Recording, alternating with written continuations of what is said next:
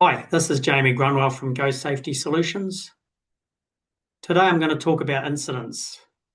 So, what to do if there's an incident and how to record that information, how to track that incident. So, what we're going to do is we're going to go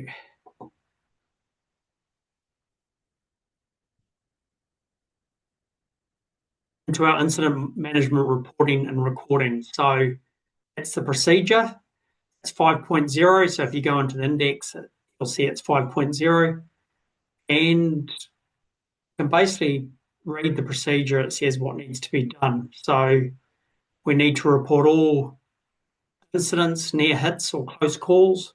If it's a notifiable event, so if it's a really serious event and somebody's been seriously hurt or lost bodily function in some way, broken a bone, fracture, you must call WorkSafe ASAP immediately after it happens, as it's a notifiable injury or illness.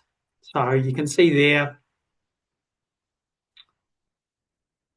serious incidents.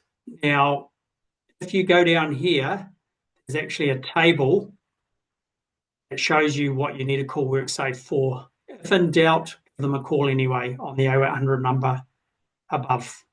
Okay? So if it's just a normal incident, then you want to make sure the person's safe, make sure they get medical care as soon as possible, and then you want to fill out the incident reporting form. So the incident reporting form, basically say what it is, near hit incident, or is a gradual injury that's happened. Follow all of the information here, person involved, location, date, time, is it a staff or a contractor? And you want the risk rating as well. Remember, we want the risk rating to put in there, what the risk rating was when the incident happened. Treatment, was there no treatment, first aid, doctor, hospital. Type of incident, injury sustained, and you can circle which one it is. Put a brief description of the incident as clear as you can. So write as clear as you can so other people can read it. You can describe the events leading up to and including the incident. You can draw a picture. So if it's a car accident, draw a bit of a picture how it happened. You can always say, see reverse and draw it on the back if you need more space. Part injured. Cause. So this is the 5 whys. So you've got to ask yourself, why did this incident happen? And come up with 5 reasons why you think it happened. Okay. And then you want to put down, this might be later on, the corrective actions required. So these are the actions to prevent the incident occurring again in the future. All completed by when the new controls are in place, or you think the new controls are going to be pretty good, do a new risk rating to make sure those controls are going to be good. The date added to the incident register, so you know it's in there. Hazard identified in the hazard register, so check that hazard's identified in the hazard register. You can do that in the toolbox meetings. You can also do it in your health and safety committee meetings. Just check all the information's where it should be. Okay, so if it's a more serious incident, you complete the incident form plus you do an incident investigation report. So it's going into a little bit more detail. The first part's pretty much the same. It gives you more information about the description of the incident. It gives you the 5 Ps. So basically you think, was it a people, were human factors involved in the incident? Was it because of places, the work environment that the accident occurred?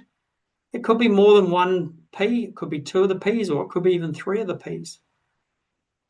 Is plant, equipment, tools, is that the reason the incident happened? Were they faulty or were they the wrong tool? Procedures, so check were there Are there procedures in the business for doing this particular task where the person was injured or hurt? Protections, so barriers and safeguards. For example, was there a piece of machinery that didn't have a piece of guarding on it?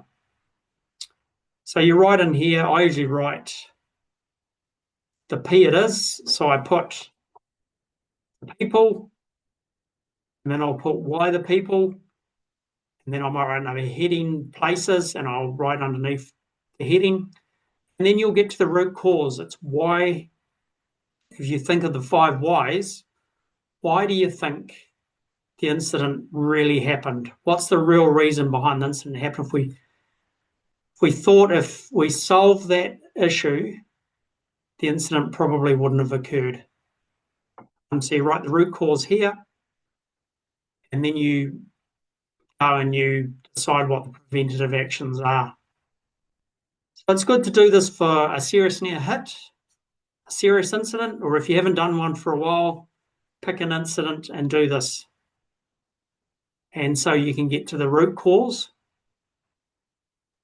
and the preventative actions required. If you need a bit of help to do this, feel free to give me a call and I can guide you through it. So action required, by when, by who, date completed. Okay. And then your new risk rating. And it should be a lot lower than the original one. Now, when any incidents occurred, it could just be a minor incident, could be a near hit. Sometimes the near hits will just go straight onto this register here. This is the incident register. So you can see incident number. So I always start incident number year 001, and then I keep going in sequential order. So when it's 2025, I'll go 25001 and carry on down. Just keeps the incidents in year and keeps them easier to find. Just put this one as an example. Date of incident, employee, incident classification. So if there's a little drop-down box where you can choose what type of incident classification it is. This one's tripped over the feet of the sign stands by the shed area, pain in right foot. So action taken to prevent it happening again is move signs out of the walking area. So that's immediate action that was completed. And then I've said build a rack for the signs. So it gets them out of the walking area. When the accident happened, it's deemed to be significant, but we reckon when all of the sign building a rack is implemented, it'll be a low hazard. For completion, person responsible, action completed, so right in here when the action's completed. To check the actions are still working. It's usually 6 months to a year's time. Choose a date. If they are working well, say yes, or if they're not, put no and the reason why. And maybe because they're not working well, you've added a hazard form and you're going to track it through the events register. There's some information here about reporting and stats that you can choose to do or not do. It's up to you. And that will help you make a graph if you wanted to. There's a second sheet here, which you can link it all in and make a graph if you wanted to. Okay. The second one is a near hit. Tripped over step near the front door, no injury. And there's a little bit of a note. The first step is a little higher than the rest. So this one's just monitor the hazards. The risk is low. And there've been no other reports or nobody else has had an issue. Add the hazard to the hazard register. Okay.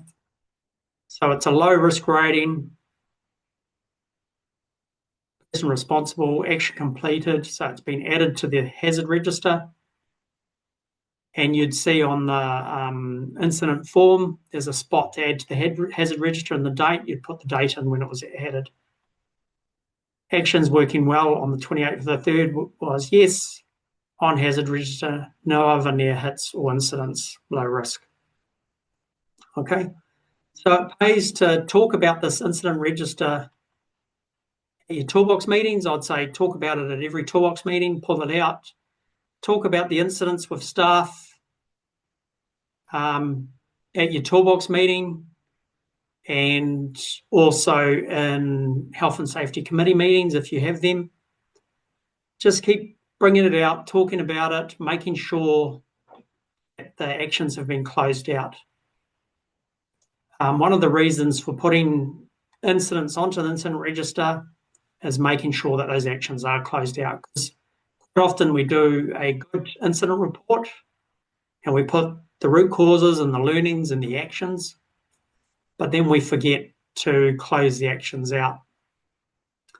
Now, what I do too is I put the incident form into its own folder. So it could be tripped over the signs and the date folder. And I also put any actions that have been done, like a photo. If there's been a form completed or there's been a procedure written, I'll put that in there as well. And it shows that the actions have been closed out. And if an auditor or you want to go for some sort of health and safety accreditation, you can easily find the evidence that the action's been closed out. This one here would just be a photograph of the new rack, and that'd be enough to close out the action. Okay. If you've got any questions, feel free to contact me at GoSafety Solutions. Cheers.